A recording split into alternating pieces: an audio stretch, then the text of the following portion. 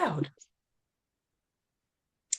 Hello, everyone, and welcome to the Poetry Salon and Words with You. I am Tresha Haefner, founder of the Poetry Salon, and we are on a mission to make inspiration, education, and quality creative community available across the magic of the internet. If you are somebody who likes to write and share your writing and get feedback on writing, we do have a teaching branch of the Poetry Salon, and you can find out more about that at thepoetrysalon.substack.com, or you can hit me up at Tresha Faye Hefner on Facebook and across all the social medias.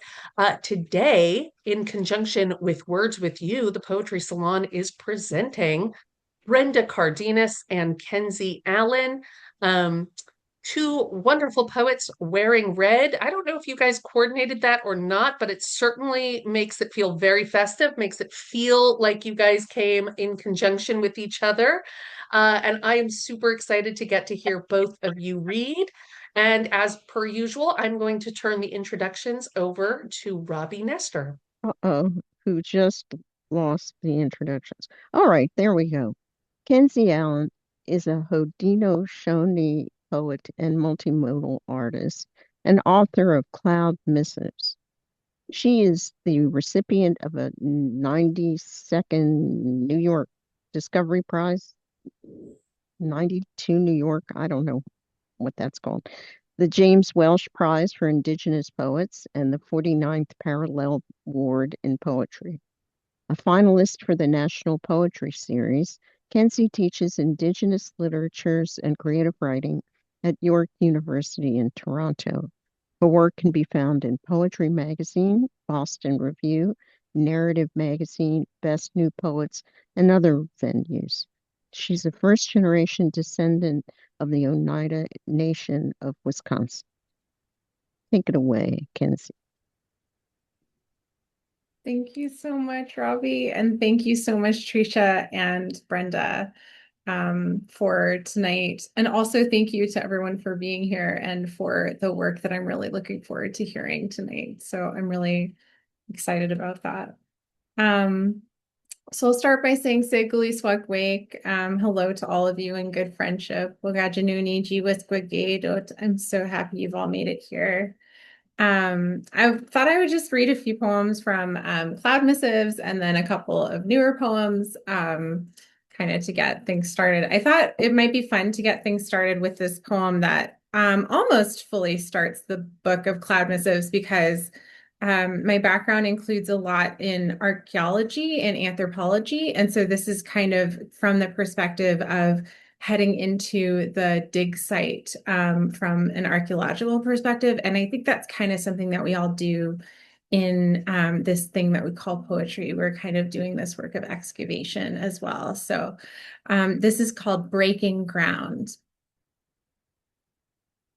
I enter the grave site. No catacomb, no bower. The spade, a blade shaking, christened in the mound. I have left the world behind to find the world still sheltered in dark. I have brought my art to witness. The tomb disturbed, yet layer by layer, like papered skin, pressed edges reveal each basket of soil with which they built the risen earth to honor their dead.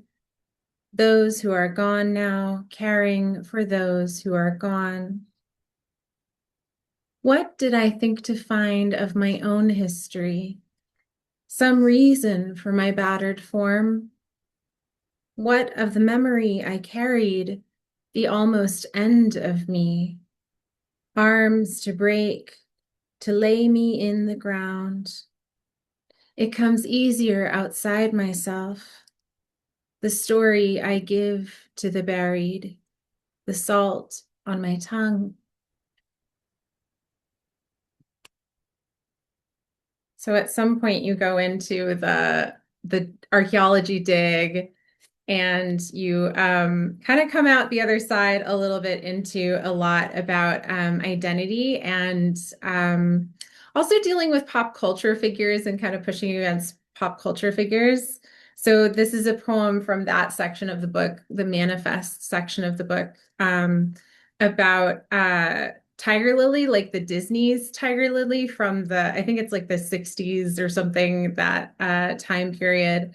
And so the epigraph comes from a song from that time period, which is kind of one of the more racist songs in the Disney canon. And the lyrics of this and the epigraph go, "Why does he ask you how, once the engine didn't know all the things that he know now?" And that comes from the song, "What Made the Red Man Red?" So this is "In Which I Become Tiger Lily." The way back from the fire was so long. 3 canoes worth of carving the trees once I got that rope off. I crackled, I snapped and twisted and turned red, but was not also fire.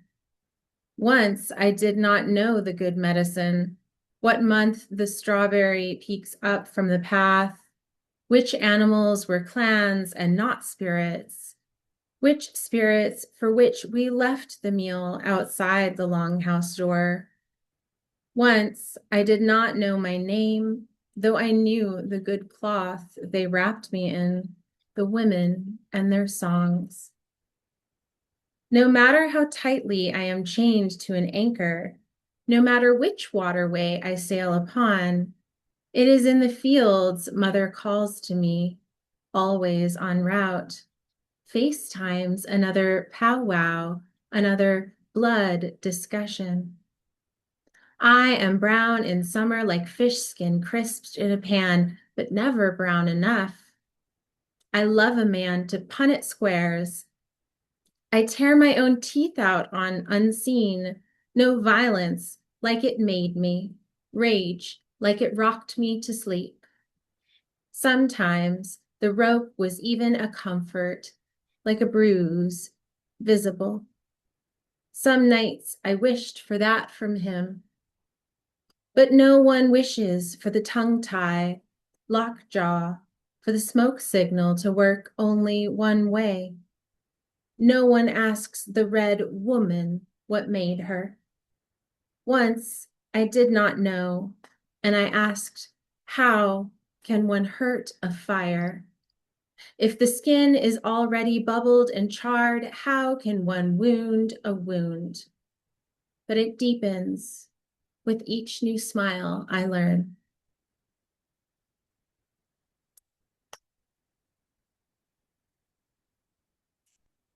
And then I've kind of found my work heading a little bit more toward the ego poetic in recent years, I guess. So this is coming also from the end of the book. The whole end of the book is love songs. And so this is a love song, although it's a bit of a anticipatory elegy for the source of the problem. So a love song for the end of us, if you will. Love song for the end of us.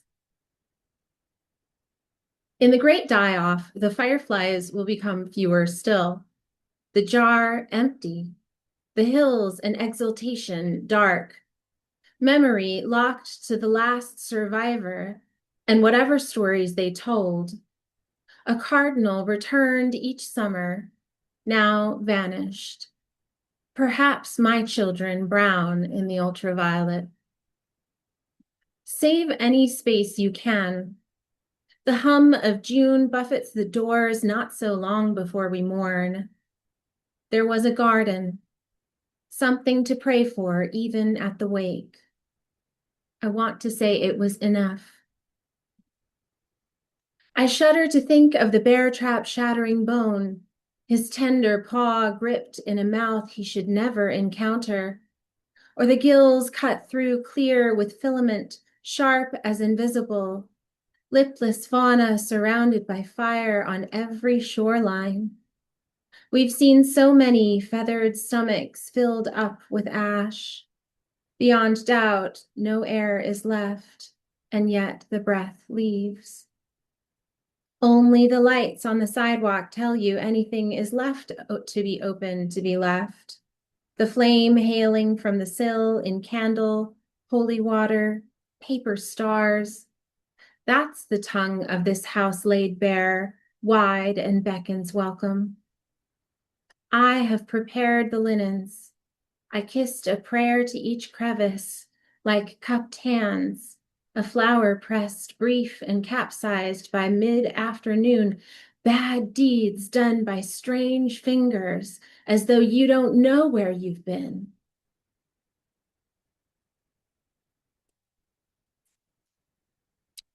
And then I have just a couple more, maybe just one more, we'll see. This one is Sahaley Falls, and it is after my daughter, who again had her birthday yesterday. So I felt like I should read a poem in her honor. But this was actually, she just turned 2, and this was written when she was just a dream. And all you need to know is that Sahaley Falls is a waterfall on the Mackenzie River in Oregon. So let her be powerful from bedrock to bend, a towering cascade fit to smooth stone. Let her bones rhythm on the waters of her name, a home never the same, each deluge, mighty, each rapid, fierce, each turn.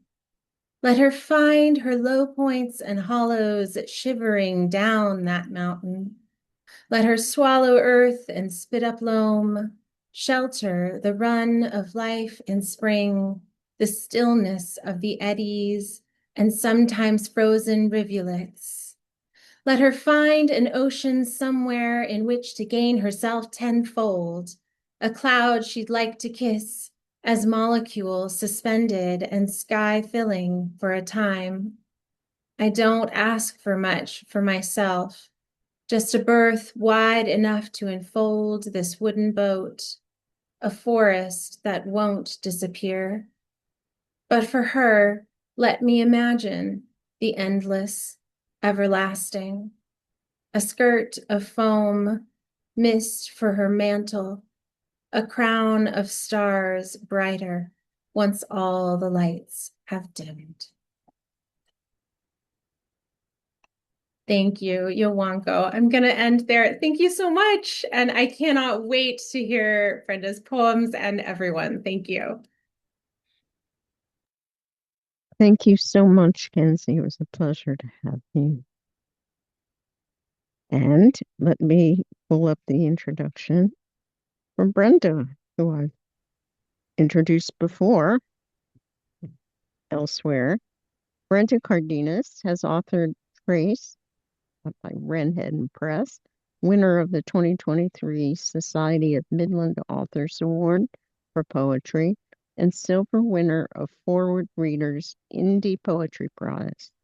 Boomerang with Bilingual Press and 3 chapbooks.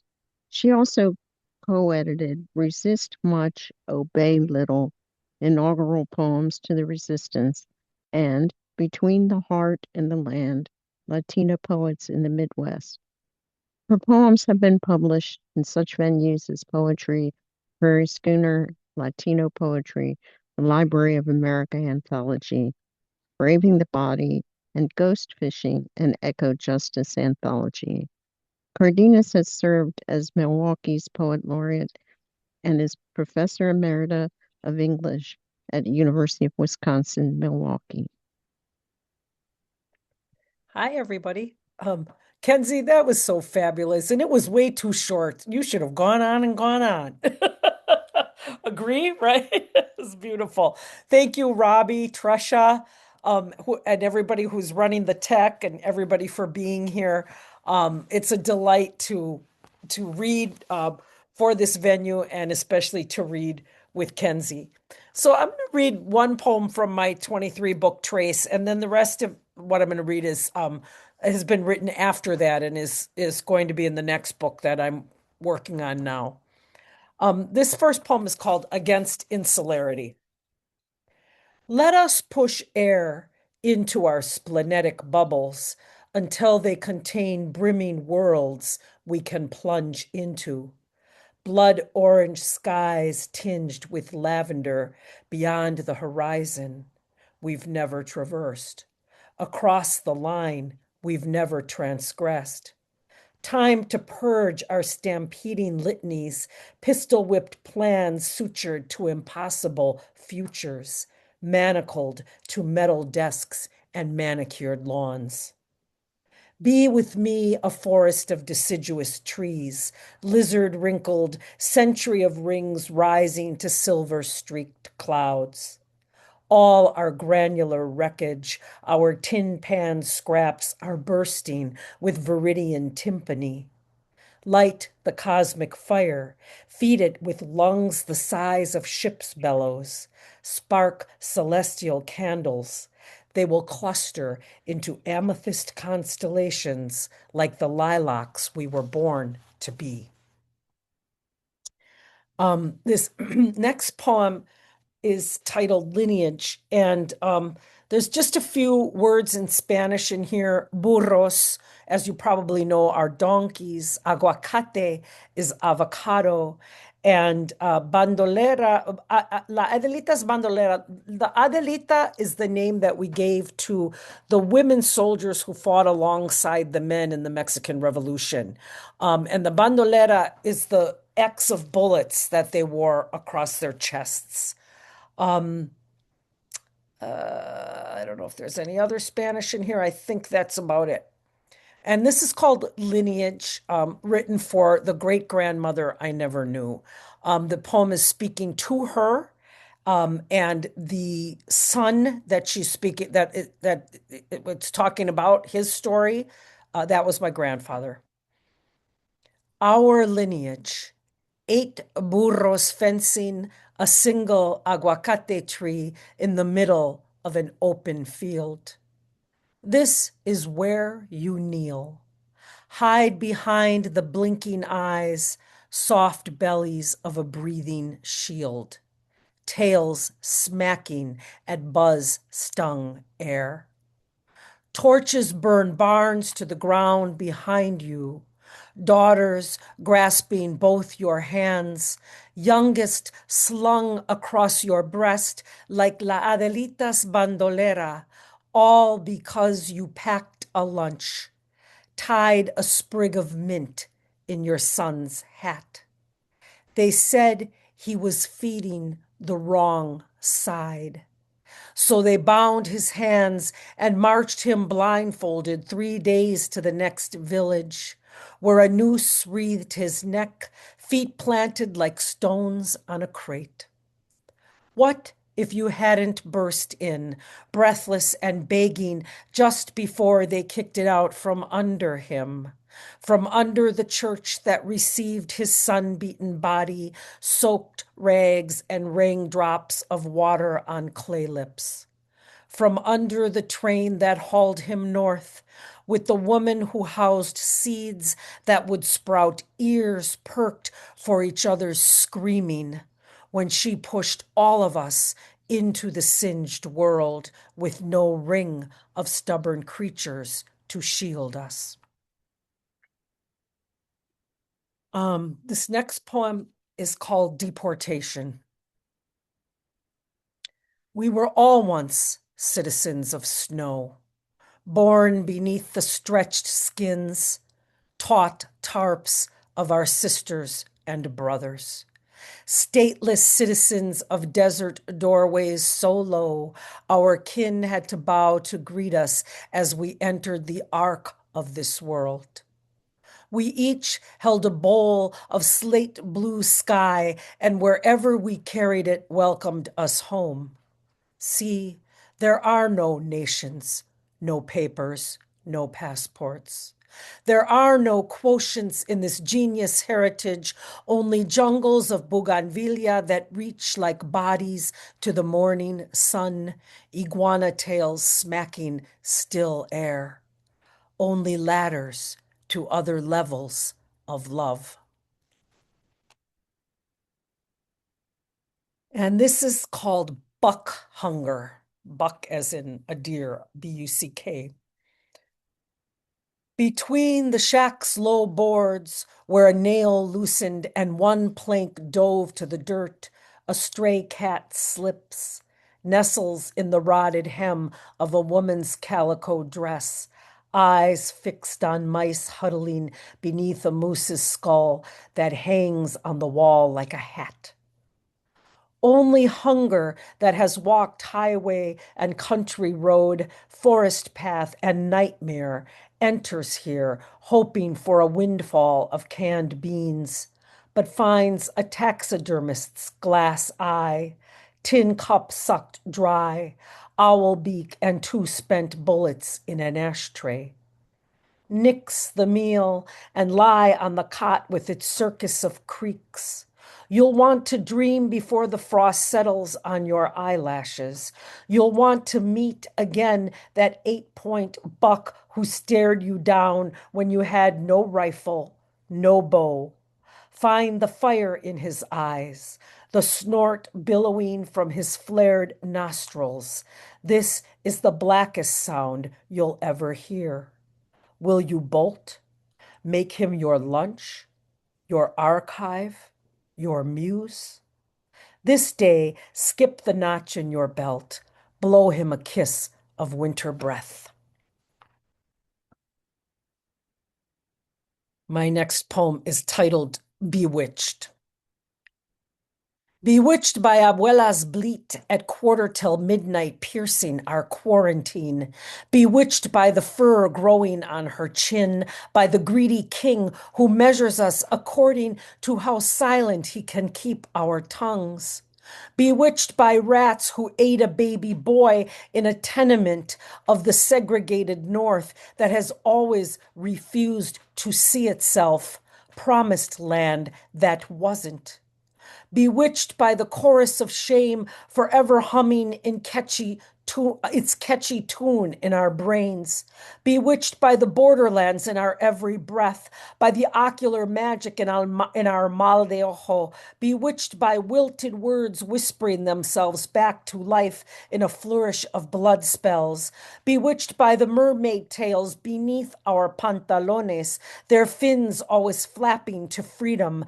Bewitched by the jinn who do not respect the rich king and his false dragons. Bewitched by a sacred pyre that beckons us to story this world, then dance.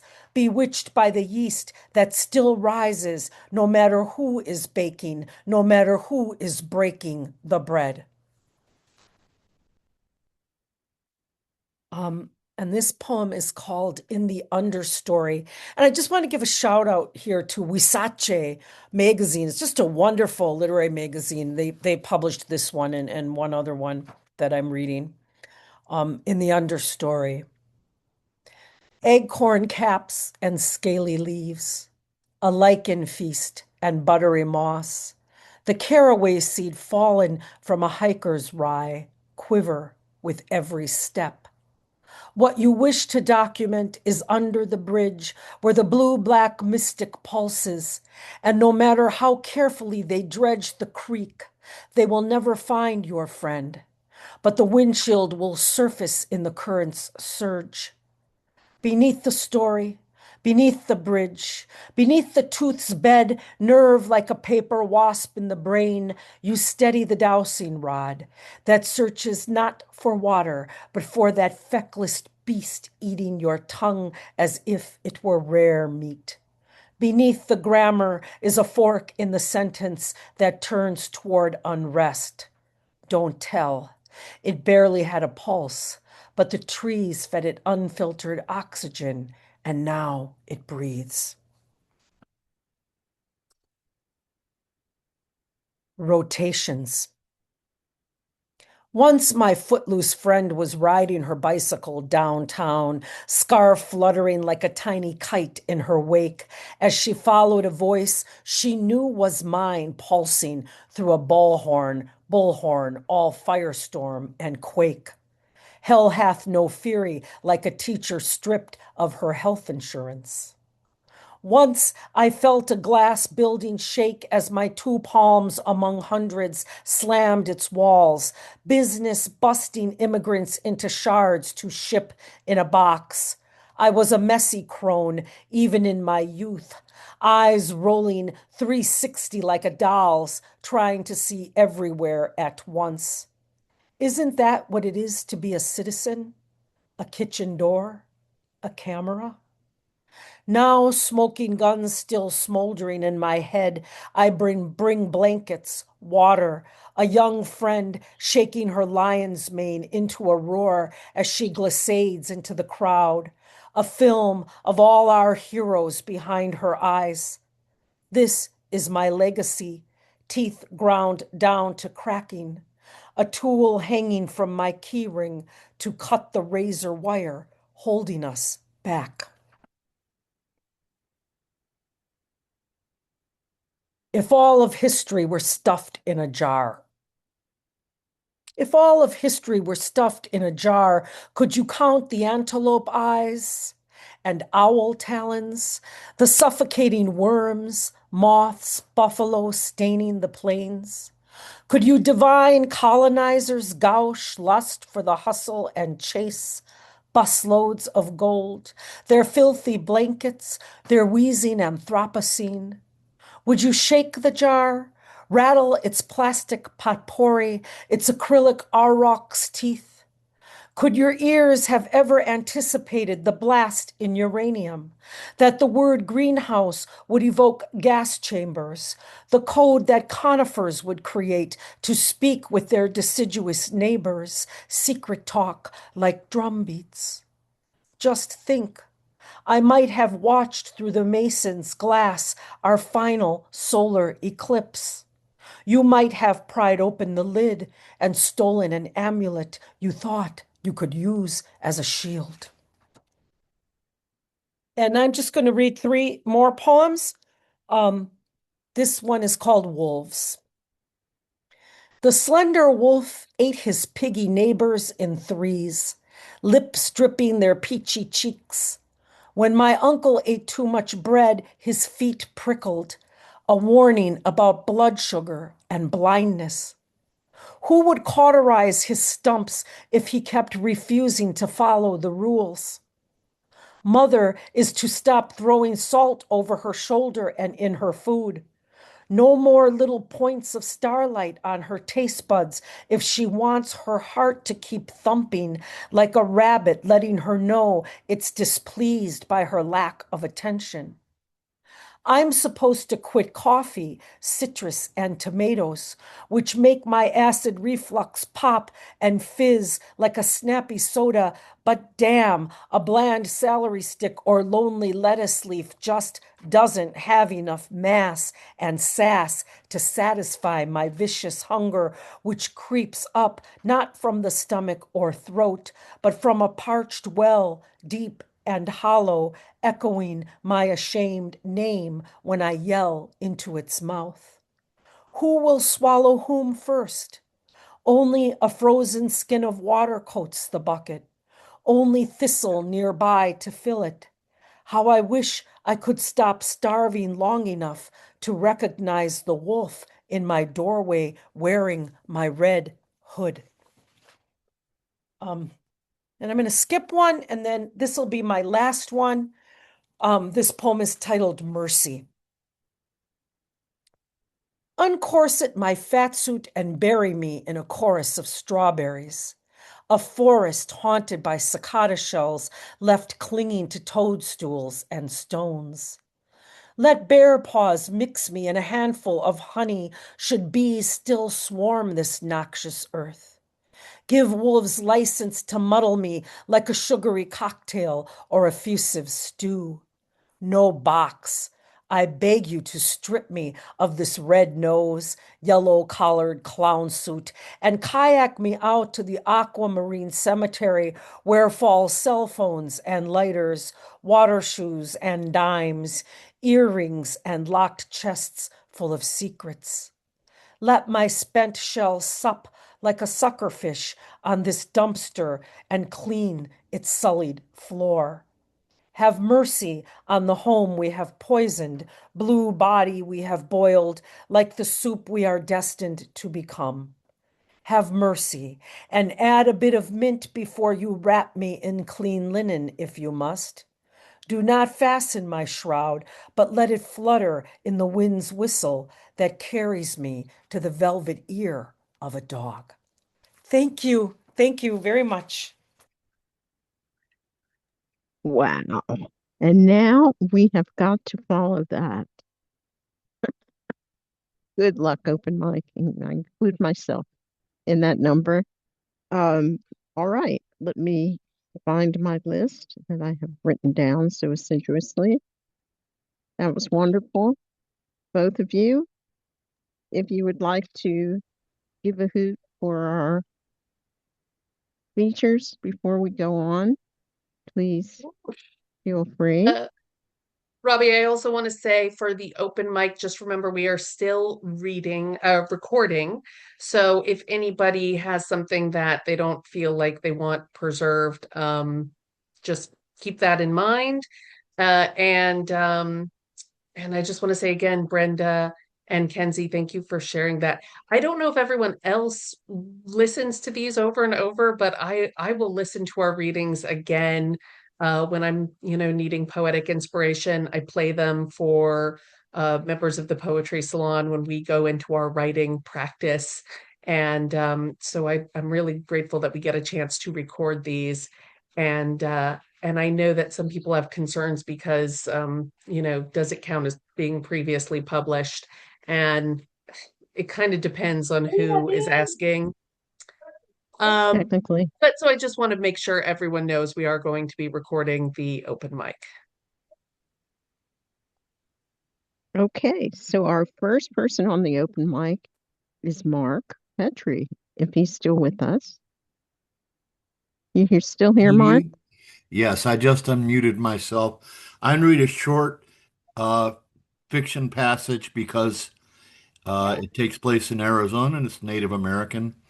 It involves an Elusa and the cousin of a curandera and her boyfriend, and it's from a novel called uh, a, Crystal Vase Blown from Desert Sand. It's at Montezuma's castle.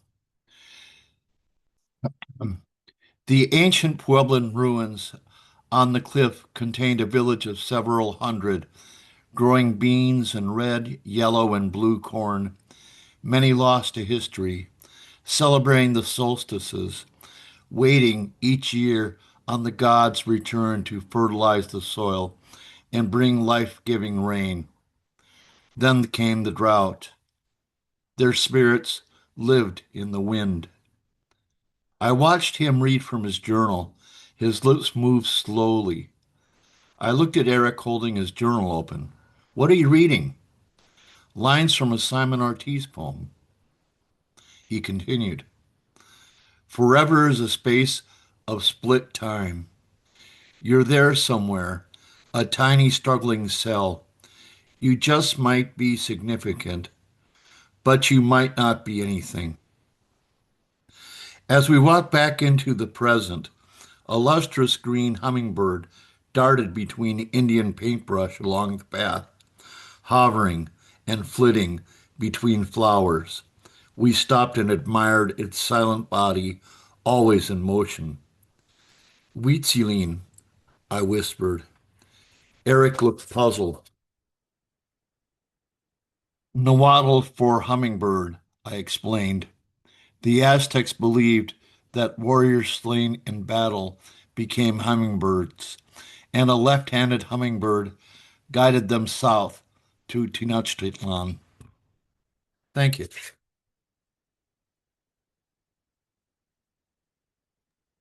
Thank you, Mark. I didn't know that hummingbirds had handedness. Cindy, it's your turn. Oh, I'm supposed to tell Tresha who's coming up. So Okay. after Cindy is Hetty. Okay. Well, thank you. I'm Cindy Bousquet Harris, and I'm want to share a poem from my collection called Rain Shadow, which was just accepted by Kelsey Books. And so thank you. I'm very excited about that.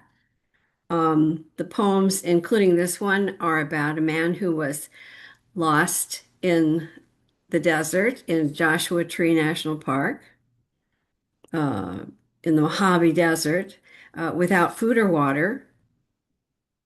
And thankfully, he was rescued on the sixth day. But this poem is about day 5. Scoreboard. Had to be a tough guy, eh? Go it alone, don't bother me, done this plenty times before. You know your way around all right. No reason this hike shouldn't be like all the others. Not that far. And water's heavy when you're lugging a pack. It's probably enough. Besides, the desert makes you feel alive, remember? Well, heads up, Oasis boy, 'cause you're down by 5, and it's late in the game.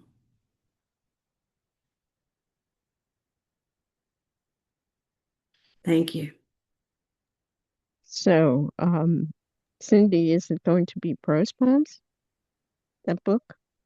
No, it's they're mostly not prose poems, but just a variety of poems, um and I'm just real excited. Yeah, well, good luck. Thank you so much. It's exciting when Thank a you, book comes Robbie. out. Okay, our next reader is Hetty, and coming up after Hetty is Dick. Thank you, Robbie. Could I screen share? y- Tresha, are you there? I am Tresha's here and I should be able to make that work. I'm not seeing the button here for security. Let's see. just make Yeah, her host temporarily and take it back. host tools. Oh, okay. Allow all participants to screen share. Yeah, you should be able to do that. Okay, Just hit the share button at the bottom. I did. Perfect. Whoa. Nice. Okay, I'll Eddie, read that's one the. of my favorite artists ever. Yeah, mine too, mine too. Hetty's written Uh, a lot about her work. yes, this poem is from my latest collection, or Did You Ever See the Other Side? And I have written numerous poems in this collection inspired by the work of Remedios Varo.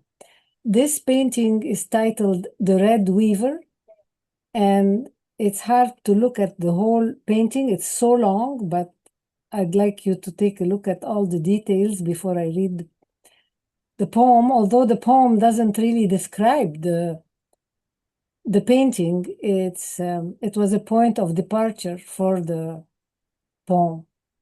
Okay, so this painting inspired me the following poem. Or can't you hear the harshness of their breath? Seated in the corner of a room lit by a dim light, she tries to stitch her past anew. Her deft fingers set on insufflating life by interlocking fibers. Her failed attempts, a museum of limp figures, face faceless couples hanging from the walls, while her cat, once thought to be her masterpiece, unraveled himself playfully into a ball of black yarn, unaware of his waning existence. She'd sit for hours as the click of the needles would follow a rhythm of its own, till she understood the need for change. At dusk, she inhaled deeply out of the open window and spun yarn with the shades of night.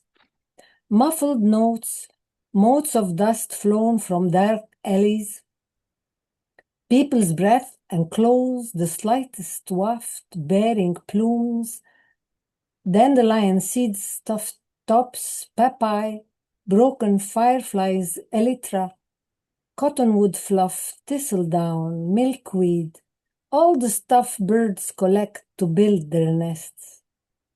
As patterns became her cipher, the movement of the needles intensified as that of someone typing nonstop on a keyboard. An automaton, she suffers sanguine wounds with every stitch while the stained garment becomes corporeal, colors her alter ego in red, turns into a silhouette that escapes her grasp, shedding ashen layers as from a worn-out shroud. Thank you.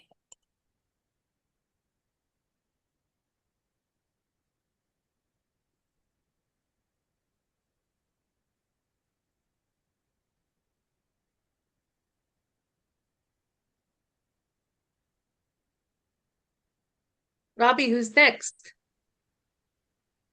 Here I am. You're up. Oh, I told you Dick. That's why.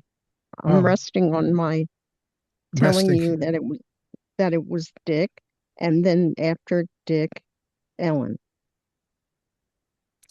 Well, thank you, Tresha and Robbie, and of course, Features for just priming my poetry pump this evening. This is, as usual, you get the freshest work. I'll read the epigraph first. I'll read the title first. An Order to Kill Boat Survivors. Hmm. And the epigraph is from Moses Maimonides, who's a 12th century Jewish sage talking about the Jewish Messiah. There is no difference between this world and the coming days of the Messiah, except only the subjugation of kingdoms. The Messiah inhabited the body of a boy on a boat. In his coat pocket he carried a note. I am every man hanging on to the wreckage of his day. How did he know the vessel would become part pyre, part life raft, part target? The boy survived to stretch his hands wide like any proper Messiah would, as if to welcome another missile home. He thought he could die for our sins, but it never works out that way. Sin in Hebrew means missing the mark, like an arrow not named well. But the ancient Jews had no heat-seeking projectiles. If they did, they never would have invented a word for sin, and murder would be as common as kings' decrees and stars in the night and the bodies of messiahs at cemetery gates waiting turns to dig their own graves. Never doubt, the ancient sages said, that the person next to you, or floating on the wreckage of a bombed-out boat at sea, is the Messiah, revealed not even to himself. I'd like to think if I'd been beside that boy in the boat, the boy with his pocket full of empathy, I'd have caught the missile for him. But I think I'm more the man with the bow, drawn bow, shooting wide of the mark 100 times until I hit hope directly in the heart.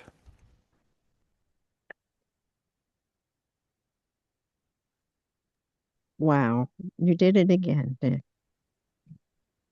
He loves to do this at the open mic.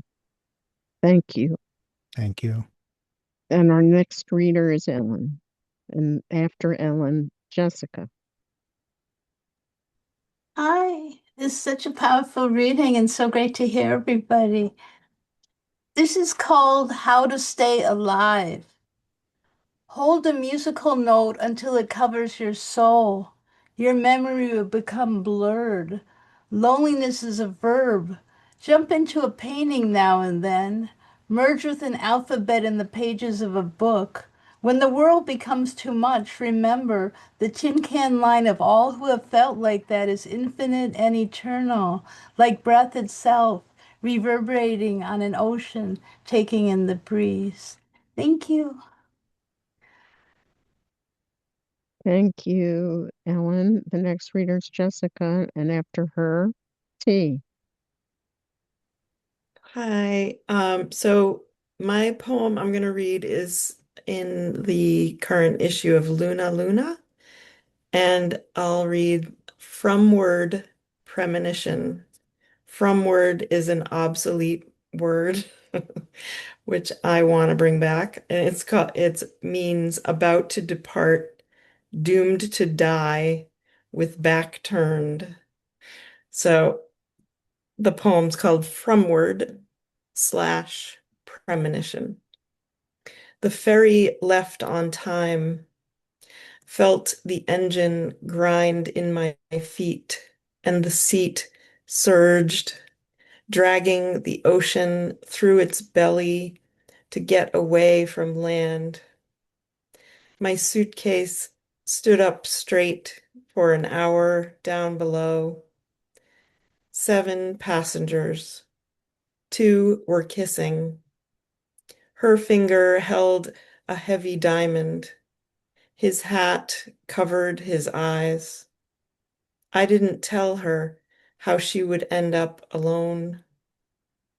The sails of passing boats rocked in our wake. Clouds were distinct from one another. The sun was somewhere over the island, gloved by a gray hand.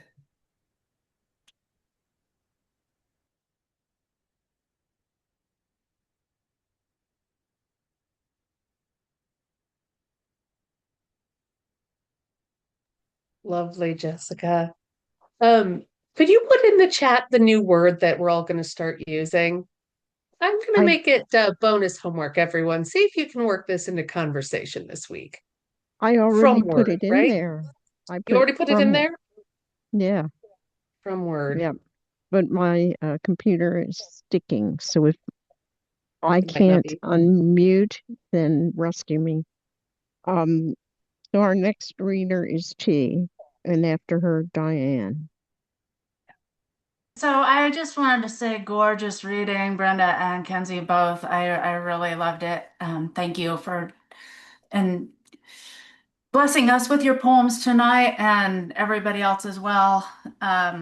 My poem is in a previous issue of West Trestle Review, which I highly recommend submitting to their really wonderful editors, and um, just want to give them a shout out. My poem is written in the voice of, it's a persona poem written in the voice of Anne Boleyn, who was executed by King Henry VIII, and the poem is directed to Jane Seymour, who succeeded her as queen. Letter from the Tower of London.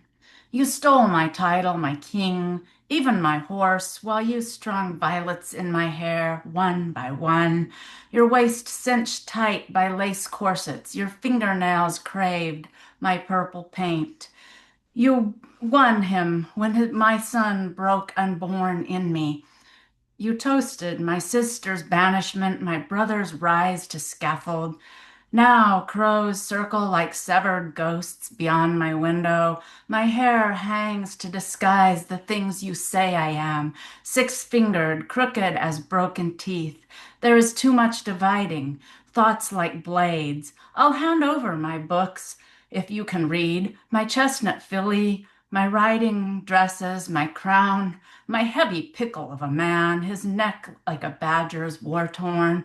Tomorrow I die. Too many tomorrows, the Frenchman's sword delayed again. Time sings like sparrows outside. I dare you to reach up, try to take their songs from me. Try to grasp as clouds close in, soft among stars. The dark lifts me. I wait, more beautiful than ever.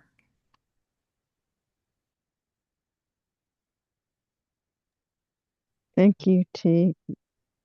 Our next reader is Diane, and after her, Jeffrey.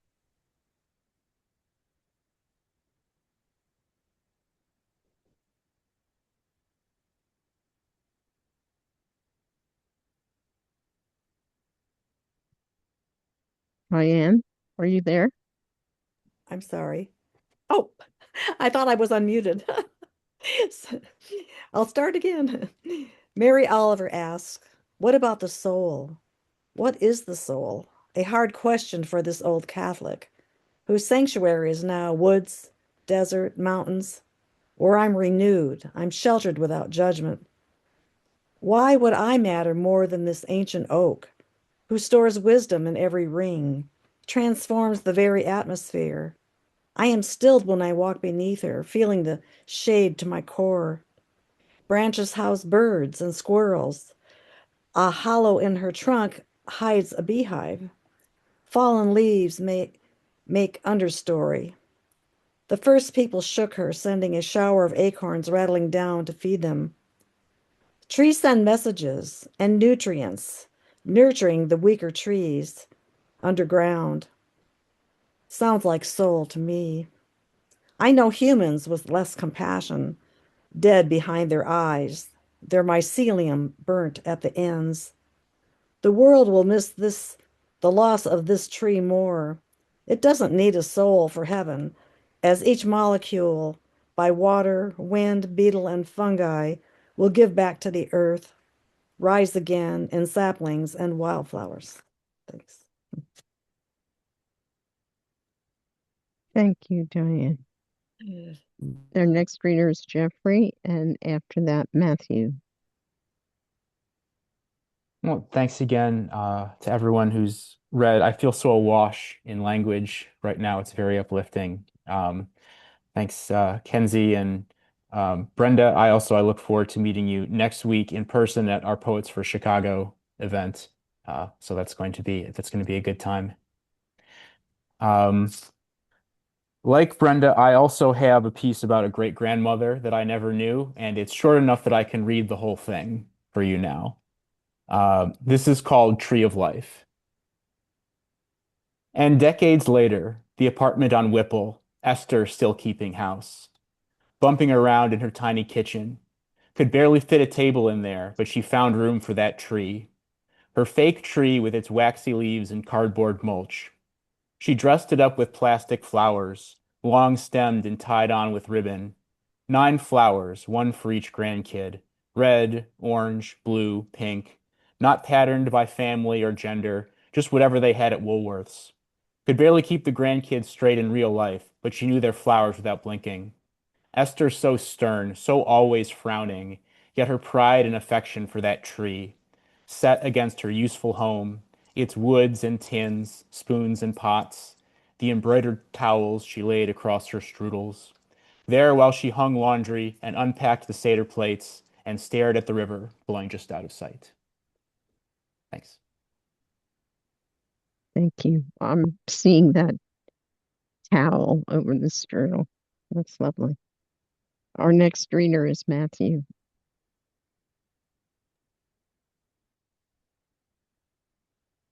Hello, everyone. Thank you for having me here tonight. Honestly, everything I've heard been, without a doubt, very beautiful. It's a pleasure to be with you all. I'm just going to try to make this kind of quick. 2 pieces in one. One is called Protect Our Worldly Gem, which relates to ending domestic violence and child abuse, as hopefully we can all come together as a whole and, utilize more empathy and be more compassionate with each other. But here we go. How can you harm a child? Now, there it goes again. The series of ongoing questions that run vividly through my troubled mind. My blood burns with anger that's traveling through my veins. Visions of traumas create questions that I, as a human, on any degree, I find it very difficult to consciously fathom. Are we nothing more than just manipulated puppets? Are we just mere building blocks playing unwanted roles within these growing levels of society? How can you harm a child? If that question doesn't trigger anything inside of you the first time, did I ask you to grasp the concept of what issues are truly in hand? Just understand my pain and indulge yourself in my perspective, because the magnitude of the situation is very real. Our very children are the builders and leaders of our future. Our very children are the continuation of our story to become a legacy. Let their desires and inspirations lead the way to glory. Our very children, they want nothing more than our love, kisses, hugs, smile, reassurance. I ask you, is that too much to ask for? Please, for all that's in the name of light, compassion is our only hope, so be amongst those willing to spread love because you are the blessings left to guide them. Use everything to bypass those barriers that hold you back because it hurts to the very core. What we stretch ourselves thin for, to end these crimes that feeds the eternal plague that will lead us all to hell and eternal war. How could anyone heartlessly abuse, neglect, mistreat, by all means corrupt the very one created from your own flesh, blood, and bone? I don't understand. The pain alone from this correlates to all infinite questions, fighting and running in search of hope, and this overthrows my peaceful belief system beyond all fragile lines of humiliation and betrayal. Mommy, Daddy, I love you. I didn't ask for this life, but I'm here. You made me from love. But if you did so, what did I do to deserve this much hate? Why? Why? Why? I'm constructed from the best and loving parts of you both.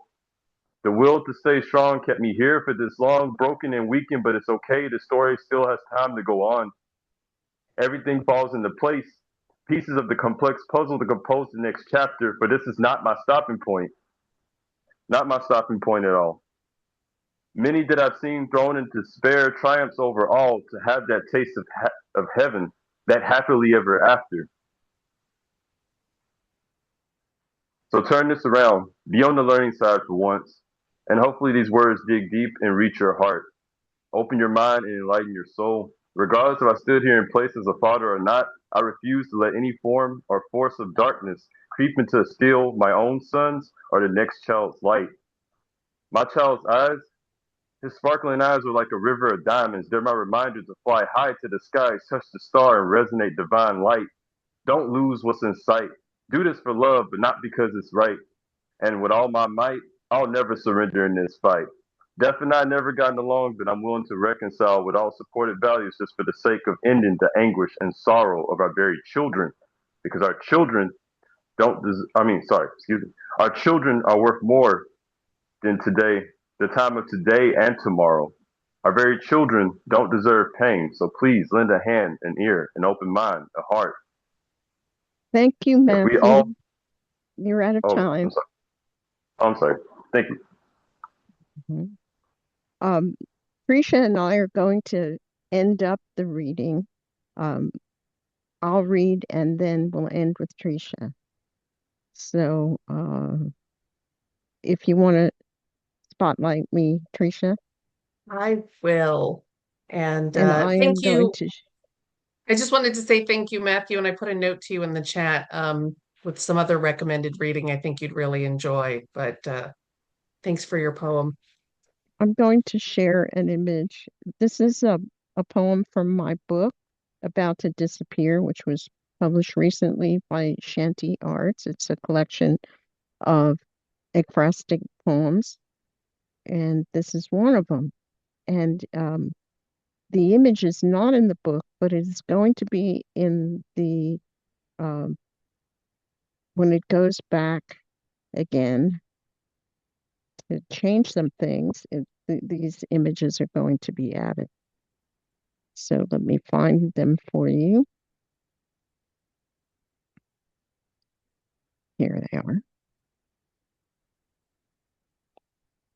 This is a photograph or a series of photographs by Beth Moon called Oak Seed. And the poem is called An Acorn Beginning to Grow. This acorn is long, not squat, like those I played with as a child, making caps for clothespin dolls. If no squirrel intrudes, no leaf blower or rake sends it tumbling into the sewer, it might eventually become an oak. We watch the first green corkscrew spiral from the shell. It opens like a bud, each petal peeling from the tight-shut core as a mussel parts its lips to waves that bring it nourishment. Rootlets begin to search the duff, making a space to grow, to start the long unfolding that may go on for centuries.